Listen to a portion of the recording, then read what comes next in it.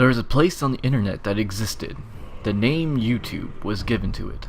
The first men came and settled the lands. For years, several YouTubers began their careers in harmony. Yet in the past few years, there has been wars of drama that have started.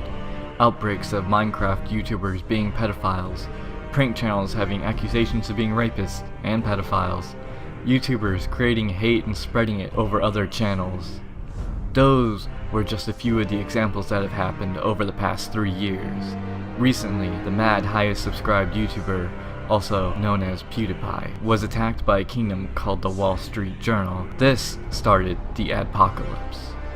This story takes place in a time a few months after the wake of the adpocalypse. Before we begin this long tale of events, we will begin by introducing the players in the game of YouTube for those that have no clue what is going on. We have the kingdom of Team 10 that resides in the Team 10 castle. The main residents are its king Jake Paul and his bannerman Nick Crompton of the city of England. Also the two guys named Chance and Anthony. There is the kingdom known as the Sidemen, who seem to have recently had what seems to be a civil war. Its main leader, KSI. The main remaining bannermen are Bazinga, Rotashaw, Zerka, and Vicstar. Also, Miniminter. One of the other kingdoms seem to not have taken a name upon themselves. For this, I shall bestow upon them the Brotherhood Without Banners, for they have none to bear.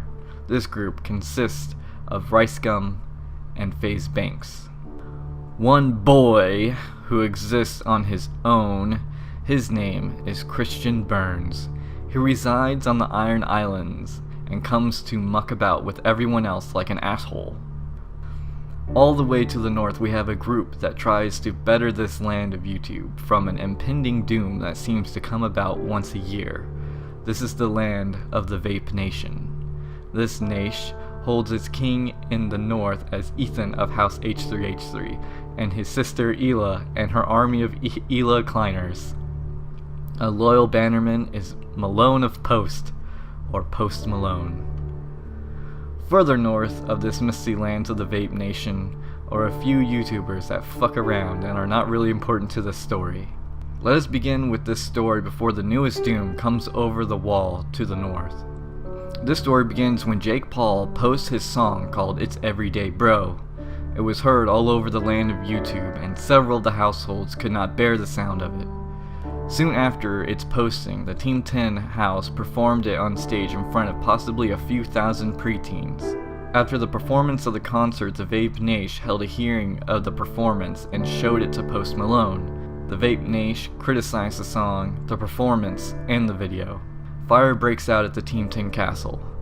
Is it possibly that Jake Paul is becoming the new Mad King by exploding hidden caches of wildfire underneath the castle to kill all his preteen subjects? No. The Team 10 group are just idiots burning trash in their pool.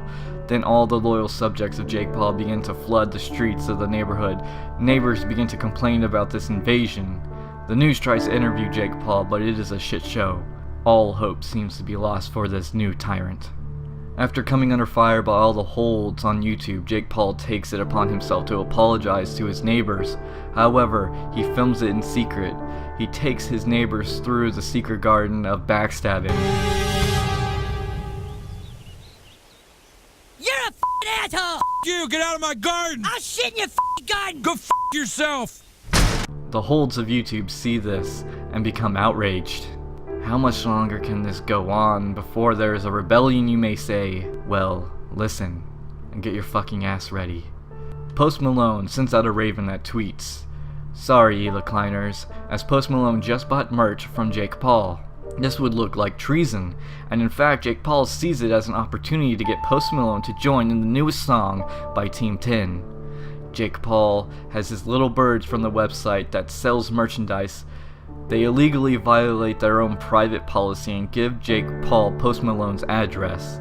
The Team 10 refused to send a raven and decide to personally deliver the merchandise to Post Malone's house. Without blurring the home or the neighbors' addresses or license plates, Jake Paul practically doxed Post Malone. Prior to this incident, the Team 10 wagon had been tampered with. While driving down the highway, one of the wheels came off and a serious wreck happened. After the life-threatening event, Jake Paul goes on to blame his neighbors that loosened the lug nuts off the tires. However, looking through a few scrolls, PewDiePie seemed to come across a video by Jake Paul's brother Logan Paul, who stated in a video for people pulling pranks on Jake Paul's house to loosen the lug nuts on Jake's tires. However, whoever was involved in this event of loosening the lug nuts on the tires is still unknown. As mentioned before, several people are showing up to Team 10's castle to get a glimpse of their king, or to just fuck up the house and fuck with everyone. Several prank channels show up to do stupid shit, and several people swat the castle. One event that happens is the Theon of the world shows up, Christian Burns. Christian Burns' story goes a bit like this. At a large event where all the households get together known as VidCon, Christian Burns was not allowed in by a guard. Burns was an asshole and repeatedly verbally assaulted the guard for doing his job. Burns several times told the guard to kill himself. A few days later, Burns was seen on a Twitter video walking through his house where other Instagram residents live, and Burns was carrying a butcher knife which he used to threaten another person in the home. Anyway, Burns shows up to the Team 10 castle and starts yelling for Jake to come outside to fight Burns. The person filming then insulted Burns, which Burns began to insult back. Then before the cameraman could attack Burns, Burns ran away like a pussy. Heading down south where the Sidemen live, after several months of silence from its leader KSI. KSI makes a video stating that he is leaving the Sidemen. Where does he go? He goes north to live with the Brotherhood Without Banners. One of the members of the Brotherhood, Ricegum, creates diss tracks to rhythmically insult opposers. On leaving the Sidemen, KSI decides to agree to create a diss track on the Sidemen. Once word gets out about this, one of the members of the Sidemen, named Road Shaw creates a diss track on KSI, and also insults KSI's brother, Comedy Shorts Gamer. Comedy Shorts Gamer then decides to create a diss track called Fuck the Sidemen, and I suppose the title is, I want to fuck the Sidemen, because all he talks about is their dicks. Fuck the Sidemen! My dick's big! Fuck you, bitch! Afterwards, it seems all the members of the Sidemen rebuttal with their own diss tracks on KSI and the Sidemen, and also diss Team 10 in the songs as well. In some of the diss tracks that KSI makes, he features Ricegum. Ricegum, in a few verses, will diss other YouTubers such as PewDiePie or members of the Team 10. Because of this, members of the Team 10 take offense. Lords Chance and Anthony of Team 10 ride up to the Brotherhood Without Banners house to fight Ricegum for the insults that Ricegum has said over Ravens. Ricegum was not home at the time, but responded that if Chance and Anthony would return, he would smack the shit out of them. Instead of Chance and Anthony showing up again, Christian Burns shows up to the Brotherhood's house. He wants to fight Faze Banks. Well, Christian Burns then runs away again like a coward. Faze Banks' father falls ill and becomes hospitalized. Faze Banks tweets about this information, which Christian Burns sends a raven back saying, I hope he dies. This aggravates Banks and has awakened the beast. During this time, Ricegum tweets a picture of two members of Team 10 kissing and insults them by calling them gay or something. To which the actually gay member of Team 10, Nick Crompton, takes offense. Nick Crompton responds to Ricegum's tweet with a long message, and that's pretty much it. There is something else going on in the world of YouTube. In plain sight, one of the players is reporting from the shadows. Keemstar, or should I say, Keemskars. Really, any channel reporting on any of the drama going on. Just feeding on everything happening. Gaining from something that they are not involved in. Climbing the chaos like a ladder.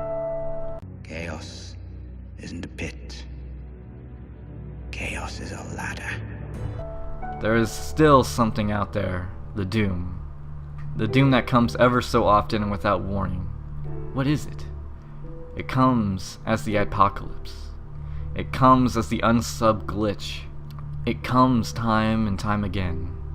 What lurks above that wall? Many speak of it as an algorithm so advanced that it is to surpass the human intellect. It is the Night King. The next form of doom for all YouTubers is coming, and it seems as if the ones that think they have nothing to lose are squabbling over diss tracks or being a nuisance by trashing their neighborhood.